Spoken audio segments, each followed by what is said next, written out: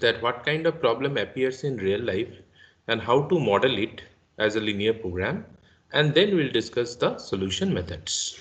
Okay, so let me share my screen. Okay, so I'll just start the recording. It's already getting recorded. Okay.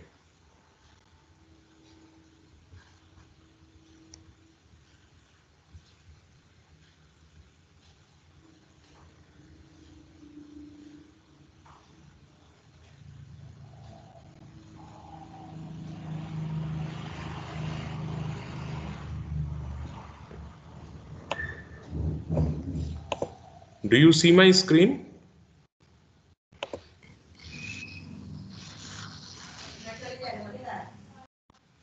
Yes or no? Yes, sir. Yes, sir. Okay, fine. Yes, sir. Yeah. So this is an example of an assembly process, assembly operation that is usually seen in manufacturing industries, right? Now, because you are not familiar, many of you are not familiar with manufacturing processes and assembly processes um, because of various backgrounds. So I have taken a very simple example of a sweet shop. Hmm. So you can consider the sweet shop as that manufacturing company which manufactures different varieties of sweets. So you can easily imagine these sweets as different, products for any kind of industry, right? So I have taken two products, this Rasgulla and Son Papdi, right? Like here in Radhakanto, you must have visited, right? There are so many sweets. So I have chosen two products, say Rasgulla and Son Papdi. Now, in order to make these two products, they follow some process, manufacturing process, right? And what is that? Anybody knows how to make Rasgulla?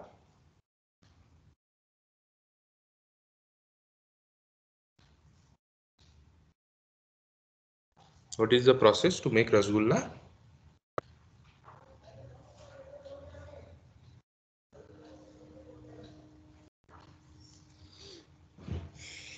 Anybody?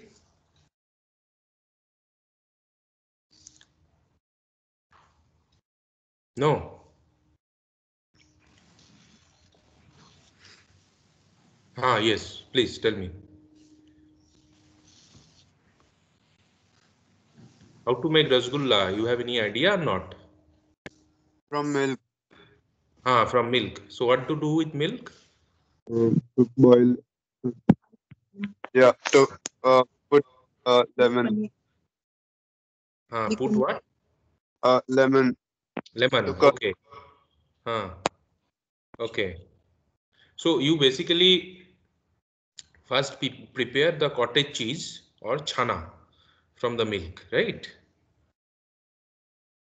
And then you add. So you boil. You give the chana, the round shape, and then boil it in sugar, right? Sugary syrup, isn't it? To make rasgulla. So this is the process. So so there are two things involved. One is preparing the chana from the raw milk, right? And then you assemble it with the sugar syrup and prepare it, boil it, right? So these are the two distinct processes, the distinct, sequential steps you have to follow. So, say the Radhakanta shop here at our campus, the scale is such large that it has dedicated plants to do these activities. So this first plant, which is here, you can see this plant one, Chana. So so plant one for this sweet shop can be a single room also, right? And for big manufacturing industries, it can be a separate plant, a full-fledged plant, to do some activity, right? Now, what is the job of this plant one? It prepares chana from milk, right? And plant 3, if you look at plant 3, so its job is you mix sugar and assemble to make the final product, right? Similarly, for Son Papdi, which is the product 2 in our case, you have to prepare besan first, right? You have to process the besan and then add it with sugar and give it the shape of Son Papdi. Fine. So here also this so it to the besan, and then again it uses plant 3 to assemble sugar and make the final product. Okay. Now certain data are given regarding these processes. So what is the data for the plant 1? It is given that production times per batch. That means, say per batch of Rasgulla means say 50 pieces of Rasgulla per batch, right? So per batch means 50 pieces. Now in order to produce 50 one batch of Rasgulla, the plant has to run, the plant 1 has to produce chana, right? Some quantity of chana, and for that it has to run, right? So it has to run 1 hour per batch of Rasgulla, right? And 0 hours for per batch of Son Papdi. Why? Because in Son Papdi chana is not used. Fine. And then in the right hand side it is given production time available per week. That means, say if we are talking about this per week, on a per week basis, um, so 4 hours are available per week for plant 1. So which means it depends on the laborers that are the who work there, or other resource constraints, right? So this is the time availability for plant 1. Similarly, for plant 2 and plant 3, the data are given. And now the profit per batch of Rasgulla and per batch of Son Papdi are also given, $3,000 and $5,000, right? So the problem here is, the decision that the Radhakanta manager will have to make is that how many batches of Rasgulla and how many of Son Papdi to produce to maximize the profit, right? So you have some time availability constraints for these plants, and then you have this profit per batch of the products, right? And you also know the operational times to produce per batch of these products at different plants, right? So what is the decision here? Decision here is to make that how many Rasgulla and how many batches of Son Papdi to produce to maximize the profit. So you cannot produce as much as you want, right? Because you are working under some conditions. 4, 12, 18. These are some constraints, time availability. If it is not there, then we would have to make, we could make as much as we can, right? Infinite amount. But usually in practice, you see, it is not possible because of some constraints. It may be time constraints, it may be cost constraints, labor constraints, or many things, right? So infinite amount of profit is not possible for any industry. Now this, so you can see that so many combinations you can try, for Rasgulla and Son Papdi, which will satisfy these constraints and will give you a feasible solution. Thousands and probably, finitely many such feasible solutions exist for this problem. Okay. The idea is how to find the optimal solution. Okay, so before finding the optimal solution, what we do, we try to model it as a linear program. So we translate the problem description to an equivalent mathematical language, which is called a mathematical program. So it is not like your C program or Python. So this program is actually a mathematical program. So only equations and mathematical notations will be there. So that's why it is called mathematical program. Linear program is a mathematical program. So let us see how to develop that program. So what is the decision here? Say x1 batches of Rasgulla and x2 batches of Son Papdi. So we want to decide these values x1 and x2. What will be the optimal value for x1 and x2, right?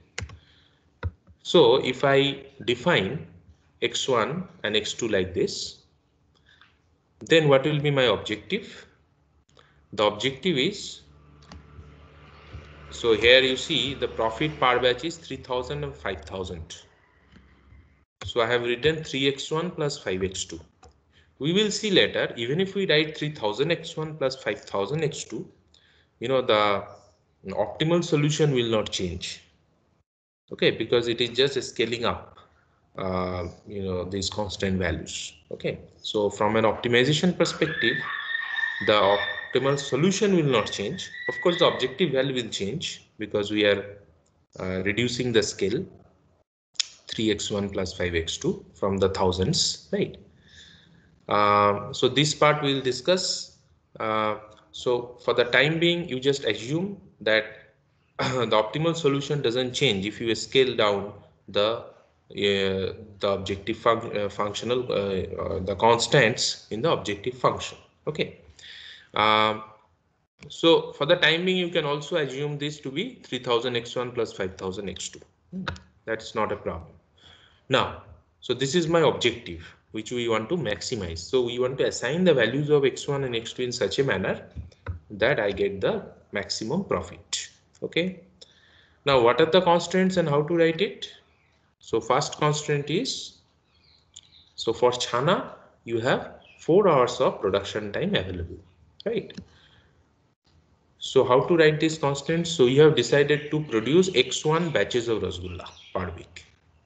So it will be 1 times x1 plus 0 times x2 should be less than equal to 4, because this is the maximum production time that is available, right? So the value of x1 should be assigned such that this constant is satisfied, x1 less than equal to 4. Similarly, you have the other constraints for plan 2 and plan 3. 2x2 less than equal to 12 and 3x1 plus 2x2 less than equal to 18. And then these are very important constraints, the next ones, x1 greater than equal to 0 and x2 greater than equal to 0. Although this is common sense that you have to produce positive number of, you know, Rasgulla and Son Papdi, it cannot be negative. But unless you tell to the program explicitly that x1 and x2 have to be positive, you know, greater than equal to 0, then you know, but the program will not understand it. So you have to mention it explicitly. Okay. So this is the resulting linear program. So you see, what are the components of a linear program? So first one is the objective function, and then some constants will be there, and then decision variables will be specified in terms of their signs, allowable signs. So x1 and x2 is greater than equal to 0 in this case. For some other problems, it can be equal to 0, it can be unrestricted, it can be less than equal to 0 for other problems. Okay. Similarly, the constants here is of all of them are less than equal to type here, right? But for other problems, it can be equal to, can be greater than equal to, right? And then this objective function here is maximization. Now, if you are talking about cost optimization, then you can have minimization objective as well. Okay. Now, why we have taken this simple example? Because this linear program which you see here is called a standard linear program of standard form. Okay. So this maximization objective subject to less than equal to type of constraints and decision variables in the first quadrant, that means all greater than equal to 0. This form is called a standard form. And why is that? Let us see why it is called standard.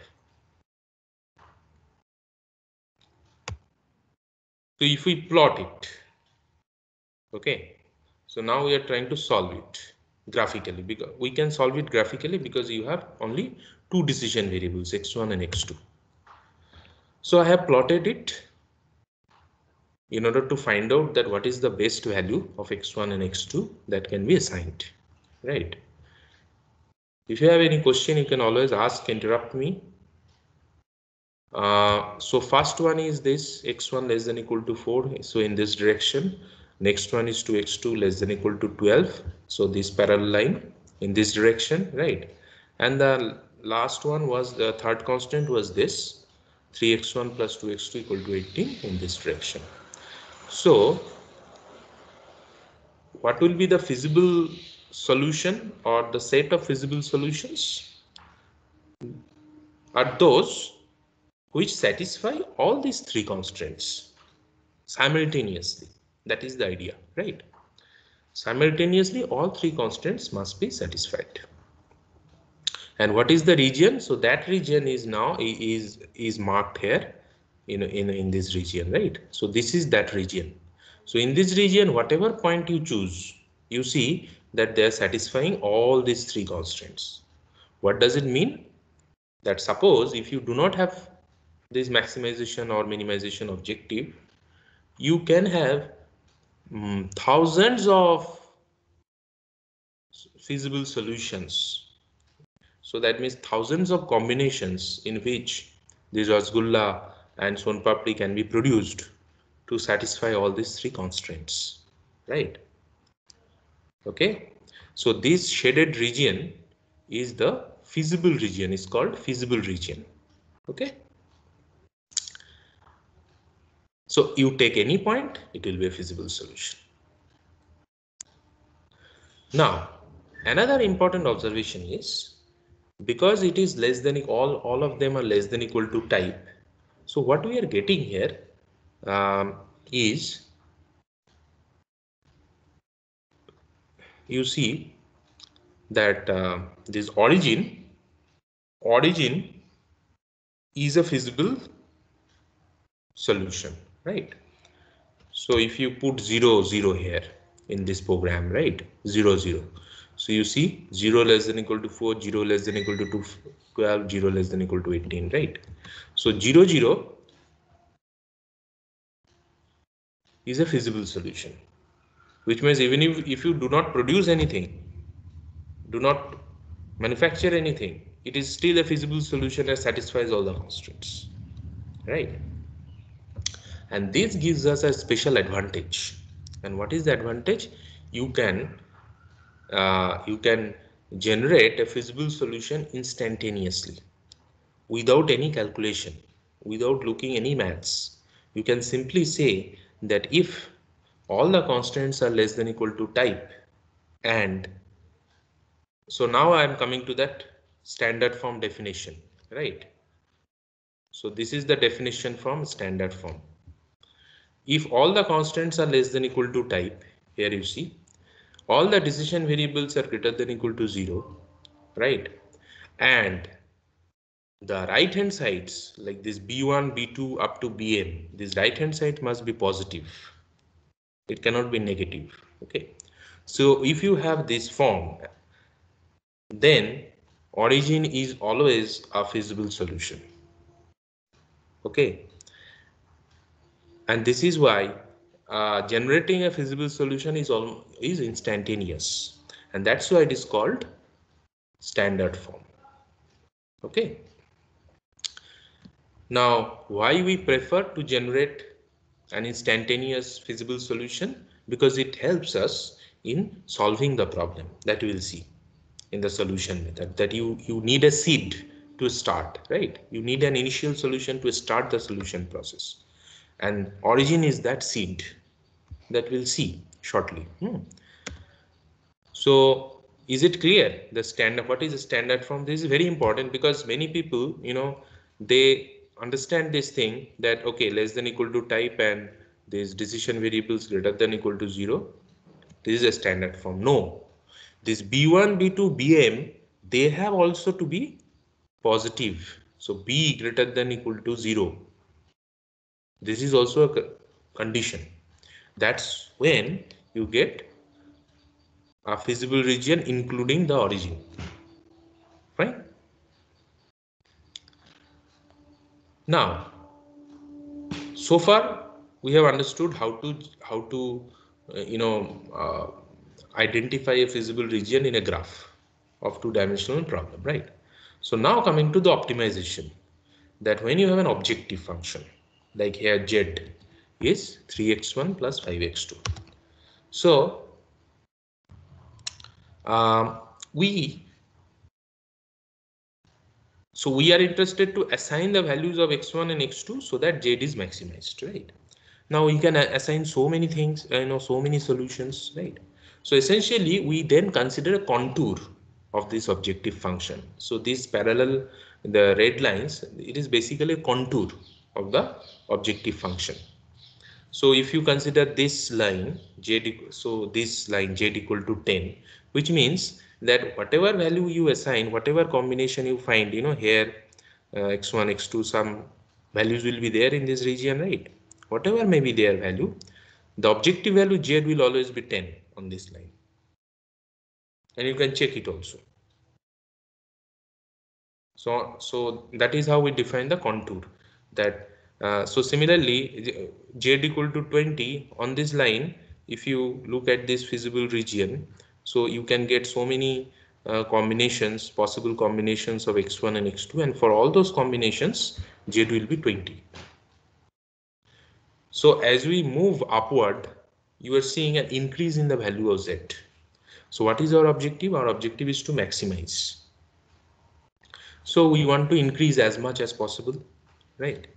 So at this point, you see z equal to 36. If you consider this line, so here it touches the feasible region only at one point, that is 26, right? Only at 26, only at one point. Fine, interestingly, and the value is 36. So as we move again, if we further push it up, right, the value of z will definitely increase, but we will move out of the feasible region. So this is the last, point 26, beyond which we will move out of feasible region. That means the value of z might increase, but we do not have the feasible solutions anymore, right? So within the feasible region for this problem, we see that 26 is that last point. Fine.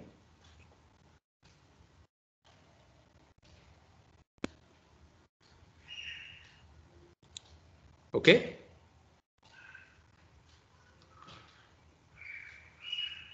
Now there is an easier, way to solve it graphically. As you can see that these the constraints, because they are in standard form, that is less than equal to type, you can show that this resulting feasible region is always a convex set, is a convex polyhedron, right? So in whatever way you draw this less than equal to type of constraints in standard form, you will always get a convex polyhedron, and this can be mathematically proved. Okay. Now there is a beauty of the convexity of the set. And what is that beauty? The beauty is that the optimal solution will always lie in one of the corner points. It will never lie inside. It will always lie at one of the corner points. Okay. So what are the corner points? How do you define the corner points? Yes. Sir, for optimization problem using graphical solution, why we check only corner points? Yeah, that's what I am coming to. Why we check corner points. This is what I am currently explaining. Because in standard form, and even for non-standard forms, as we'll see later, what we do, if we have non-standard form like say greater than equal to or equal to, we convert it back to a standard form and then solve it. So we are currently limiting our focus on standard forms only. First, let us understand this. So in standard form, because all of the constants are less than equal to type, okay, it can be mathematically shown that the resulting feasible region, this set, this shaded, this set, will always be a convex set. It is known as convex polyhedron. Okay. Now there is a property of convex polyhedron. What is that property? That the optimal solution will always lie in one of the corner points. Why? Why it cannot be, say, within, within the region? Intuitively, you can say, and this can also be mathematically proved, but we are not going into that. So intuitively, why it can never be inside? It will always lie at one of the corner points for a convex set.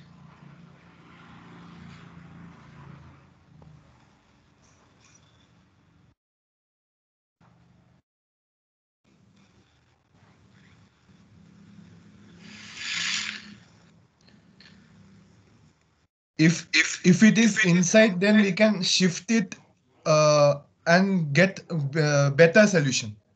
Exactly. So if it is inside, say for example here, so I can always shift it upward, towards some other corner point, right? And then increase its value. So inside means what? Inside means that there are feasible solutions in the neighboring area, right, which are better than this. But if you are talking about corner point 2, 6, for example, then what are the what is the scope of finding a better solution? So you have to come inside, right? You have to come inside it, or you have to go by this line or by this line, right? Or inside. Fine. But you see that because the objective function is of this nature, so this area is already covered for this particular objective function, right? So definitely better solution will not be toward this direction, and in the other direction, it is not possible to find any feasible solution. So that's why you can conclude that this is the optimal solution, right? So it is like hyperplane, you can say, this z equal to 36, this line. So on one side of the plane, one side of the line, all the feasible points must have been already explored, right, for better solutions. And then on the other side, there will be no feasible solution. And that's when this 2, 6 is called the optimal solution.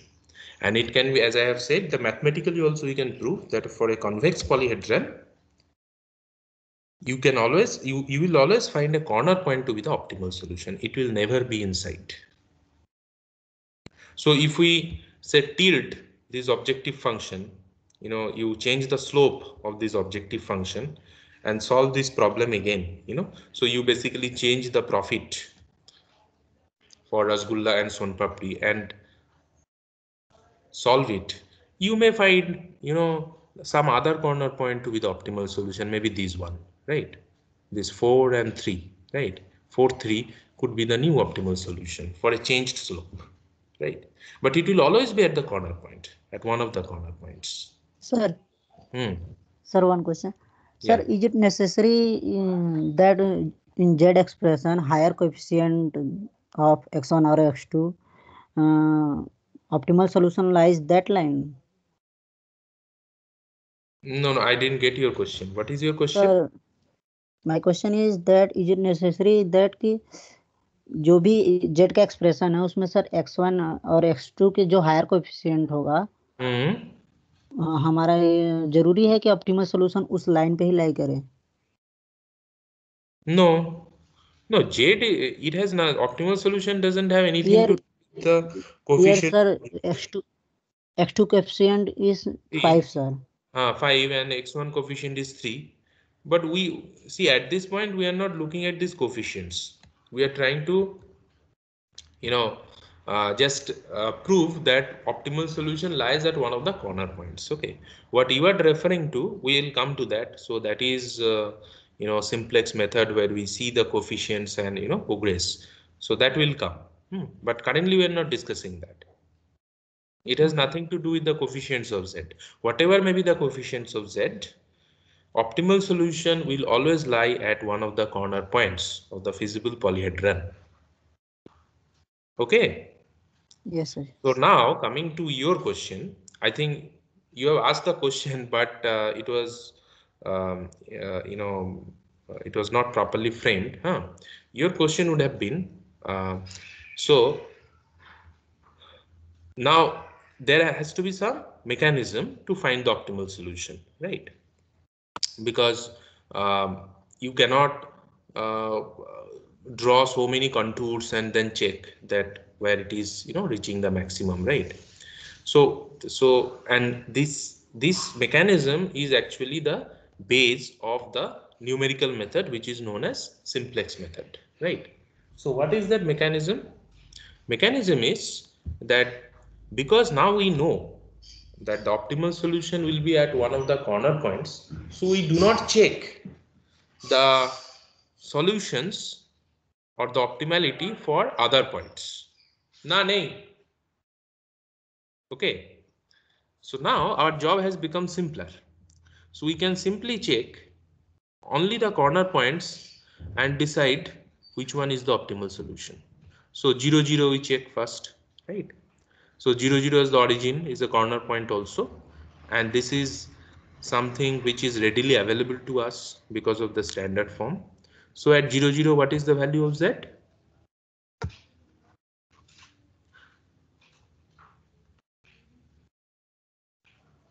What is the value of z at 0, 0? 0. 0. 0, right? Okay, fine. So now we try to find the adjacent corner point. So what is an adjacent corner point? It can be this one, this 4, 0, right? This point, or 0, 6, this point. These two can be adjacent. Now which direction you have to search basically. So now you see, although you have thousands and probably millions, finitely many feasible points, but now we are only interested in very few corner points, because now we have the theorem that the optimal solution lies at one of the corner points. Now we have, then in which direction you have to scan the corner points in order to find the optimal solution. So, Okay. sir, we can't see the screen. Screen is not visible. From when? 1 minute maybe. Okay. Why it should not? Let me check.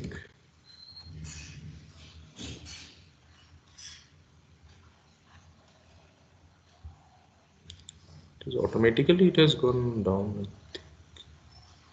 Is it visible now? Yes, sir. Okay. So what I was saying, now we have to go from one corner point to another and check for optimality. We have to see in which direction we are getting better result, right? Better value of z. So we have started from origin. Now the decision is, that in which direction I have to move, to 0, 6 or to 4, 0.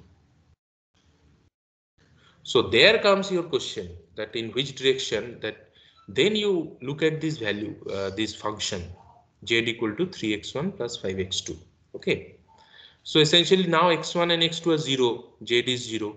So which direction do you think we have to move in order to maximize the value of z, so that we have more returns, more profit? So there are two options. You keep x1 0 and increase x2, right? Or you keep x2 0, you increase x1. Fine. There are two options here at this point. So in which direction you have to you'd like to move? What is your thought? Perpendicular to this line. Why?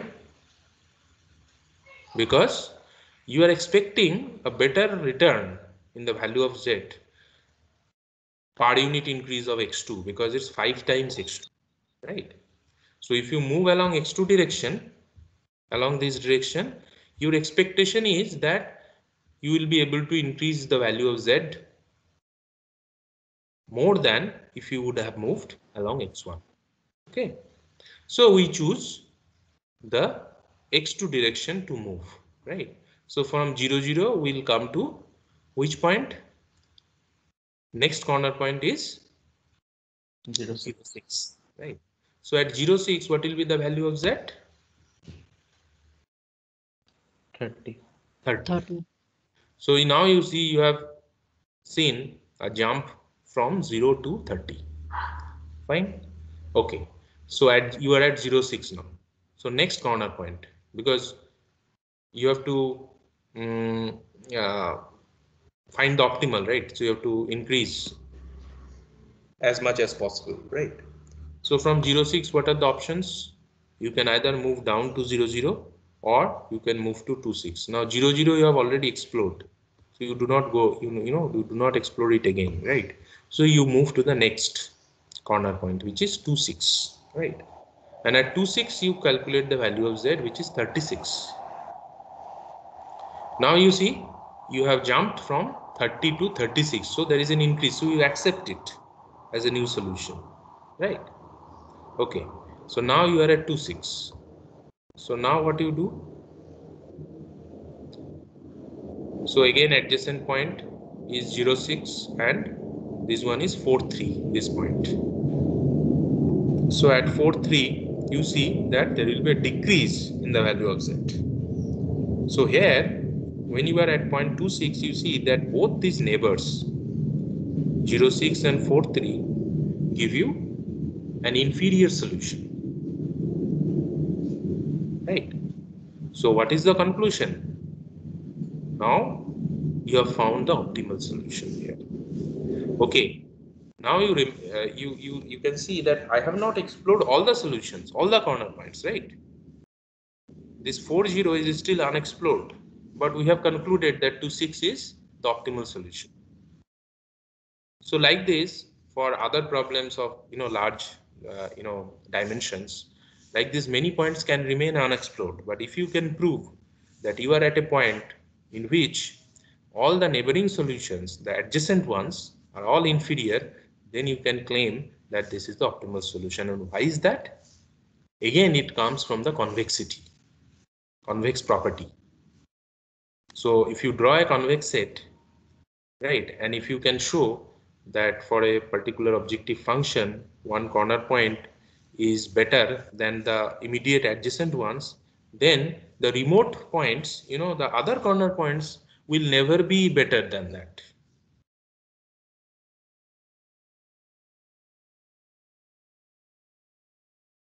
Isn't it? So let me, to explain this point, let me use the whiteboard.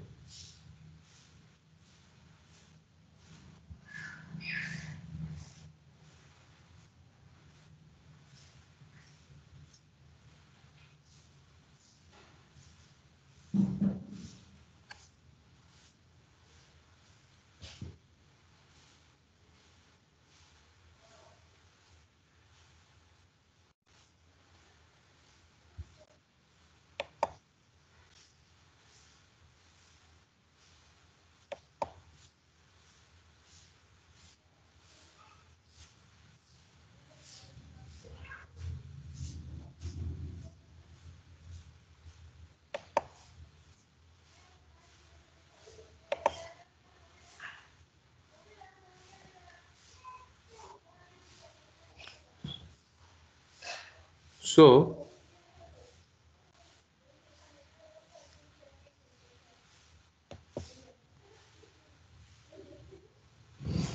can you see the whiteboard? All right. No, sir. No, sir. 1 minute, yeah.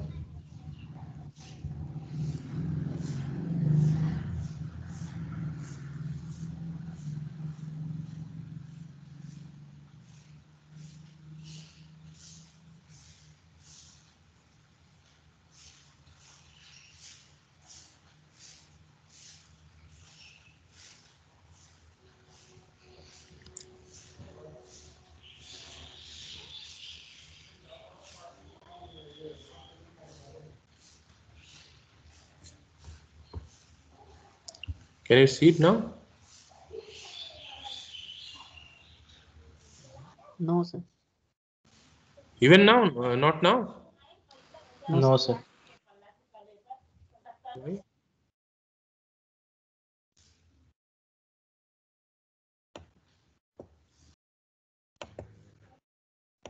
There is some problem.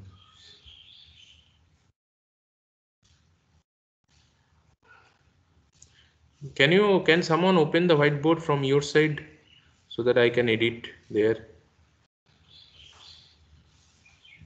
Now it's visible, sir. Now Huh? visible, sir. Oh, now it is Visible now, sir. Yes.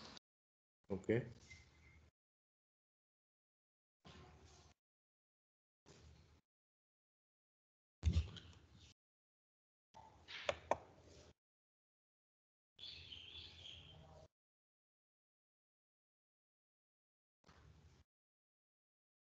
But I cannot draw anything here, it seems.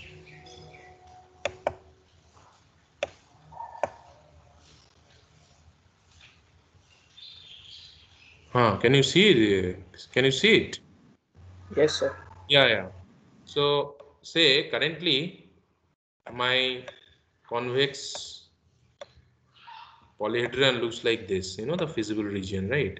And what I'm saying that if I find a point, say this point, corner point, which is better than the immediate adjacent ones, then I don't have to check the other corner points. I can safely claim that this is the optimal solution. And why does it happen? Because of the convexity of the set, right? So if I draw a concave set, for example, say, you will see, say the same thing I'm drawing.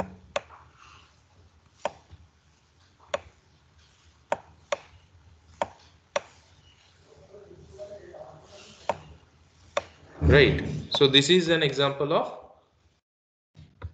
non-convex set, right? Clear? Now, if we take the same point, this one, right? Then you see the immediate adjacent, this one and this one, they're inferior to this point. Given some objective function, say my objective function is this, right? The objective function is this.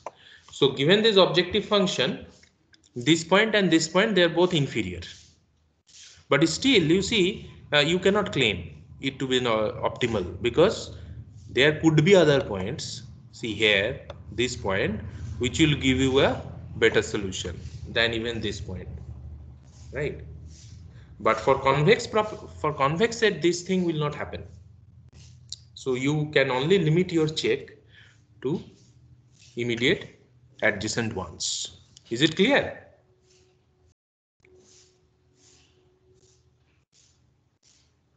Can you think of any convex set where you see that there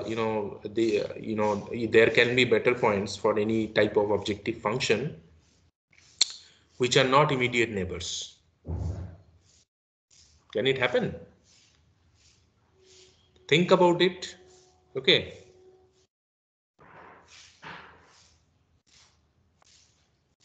It can never happen. Okay. Let me.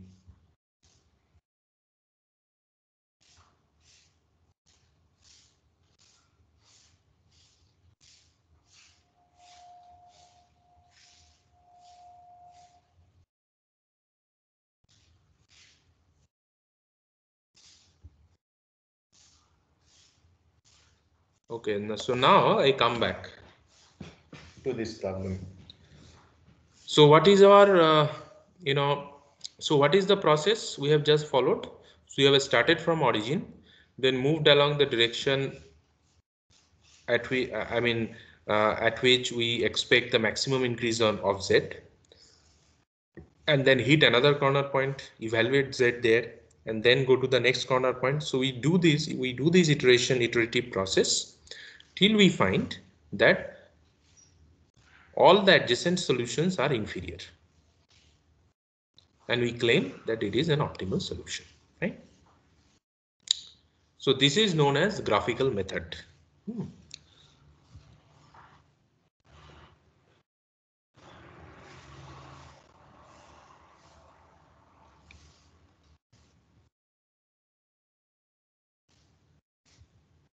Now there are certain terms which we should be familiar with. So when you talk about solution of a linear program, so here what is the optimal solution? 2, 6. That means given those data about the constraints and all those things, the optimal decision would be to produce 2 batches of Rasgulla and 6 batches of Son Papdi, right? Now this is the optimal solution. What is a feasible solution? Feasible solution is anything that lies inside the feasible region and including the corner points, right? What is an infeasible solution? Infeasible is anything that lies outside the feasible region. So this is understood. Feasible region is understood. Objective value is discussed. Okay, then what is multiple optimal solution? Fine. Now, can you tell me in which case, see you see this graph and tell me in which case we can get multiple optimal solutions. So it will not be a 2, 6, but a set of many combinations that will give the same objective value. So that is what is multiple optimal solution, right? The different solutions but giving the same objective value set. In which case it may happen? Sir, one of the constraint is parallel to Z. Right, right. So if I tilt this Z36, this line, you know, this red line, you make it parallel to this constraint, this 3x1 plus 2x2 equal to 18, right? Then in that case, what will happen? That this line segment from 26 to 43, this line segment will be optimal. What does it mean? That all the points lying on this line will be optimal. Fine, optimal solutions, but having the same value Z. Correct.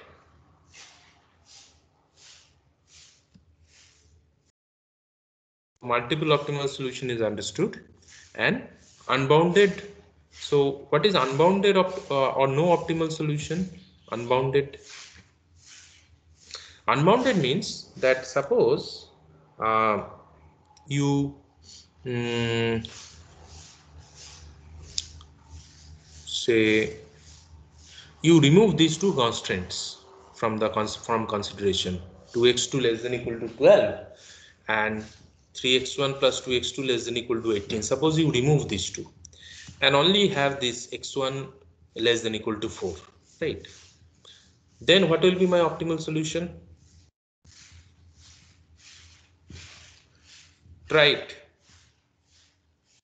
So I have only this objective function z, which is 3x1 plus 5x2, maximize, and I have only one constraint x1 less than equal to 4. Then graphically you find out that what is the optimal solution. Infinity, sir. Not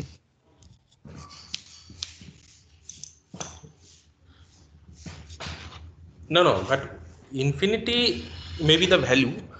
Okay, but what is the optimal solution? That means what is that corner point?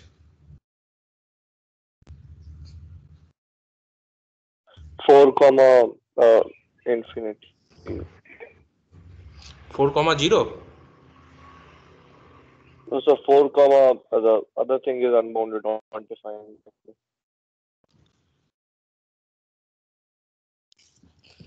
No, but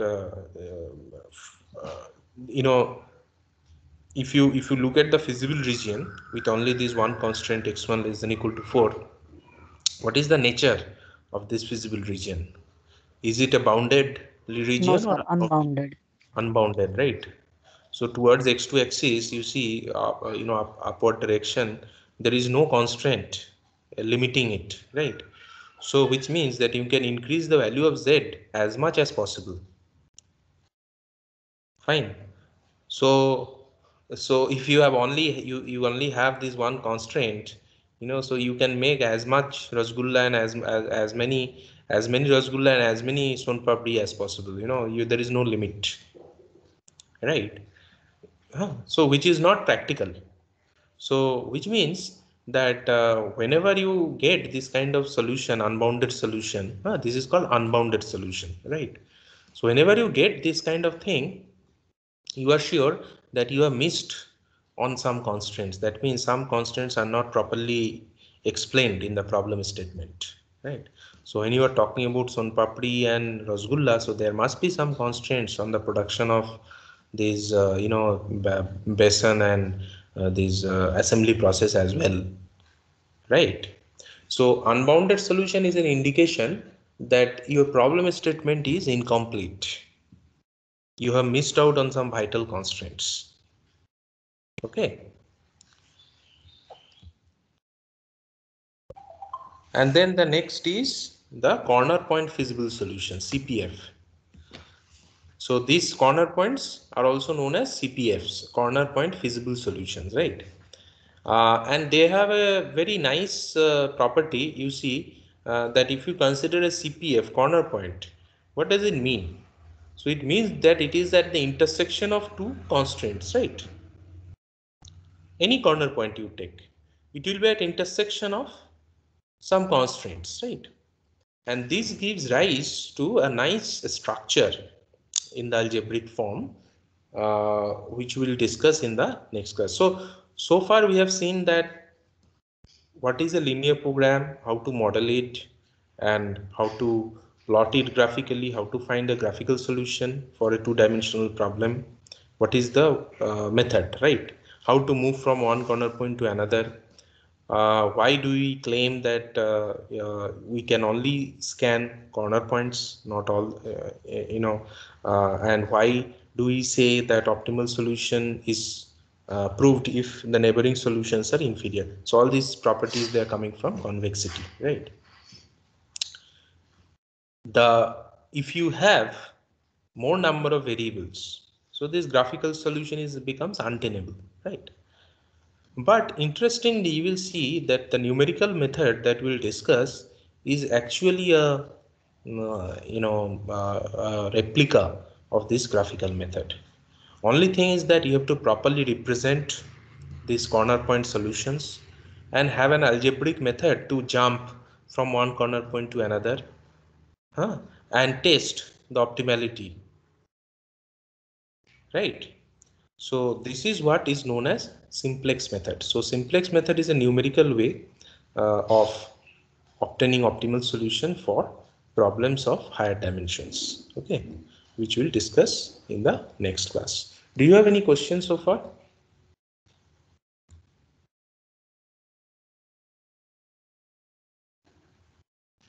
So where do we have to study all this from? Like, will you be sharing any kind of slides or any kind of book that we have to follow?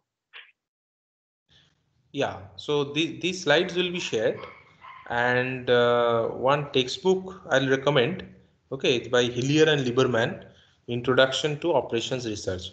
So I have a soft copy. I can share it with you, and I don't think you'll be able to procure a hard copy now, right? Because library, you don't have access to library, isn't it? So I'll share the soft copy, and along with that textbook you can follow the slides and the lecture, these videos. Okay, that would be sufficient. Fine. Okay, thank you, sir. So in the next class we'll see even an more interesting way of handling large dimensional problems, right? So before that, I want you to utilize this, the meantime, to brush your knowledge of matrix algebra, because as you can see that when you are talking about numerical approach, you will need the systems of equations and the matrix algebra, Gaussian elimination, and the related things. So I really want you to go back to your first year course, where you have probably learned this matrix algebra, right? And solving system of linear equations. You have done these courses, right? Huh? Yes, sir. Yeah. Yes, sir. So you go back and brush it up, because those will be required. Okay. Thank you. So I'll stop this video. You can later on download it.